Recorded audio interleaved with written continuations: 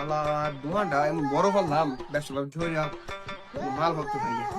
কি আর এক টিভি দেখে গেছে টিভিটা কইছি যে দিসলে বলে বাতি চলবো খাওয়ার ফলের এক বাজার আইছি একটা মেকারে ফেলো না আমার টিভিটার মধ্যে একটা ডিসপ্লে লাগাই তো বালের মেকারে আইছি যাই দি মোহাম্মদ রিয়াদের না কি করে চাচা কি বালাই আছিস আমার টিভিটা তো জিন্স থেকে ফেলে দেন কি ওর বাচ্চাদের তো টিভিটা তো রাখছি জীবন আছে দেখে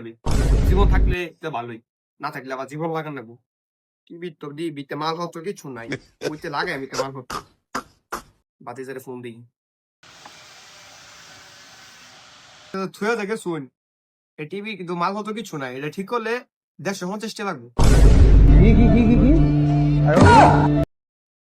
চাচা ভালোই নি সরি ঠিক ঠিক কোন তুমি আমরা তো কইছিলাম যে 1 ঘন্টা পরে ভালো লাগে আর করাইছি এটা তো কারেন্টের কাম করবো না হার্ডওয়্যারের কাম তো মাল ভক্ত তুমি অনলাইন তে তো সিঙ্গাপুর তাইছে সমস্যা নাই তুমি ঘন্টা গাড়ি করে বাজাতে শাশু খাইও আরেকটা কথা একটা বাতিটা তুমি 150 টাকা দিন লাগবো আমি যদি 120 টাকা দেই 120 টাকা আবার কোনটা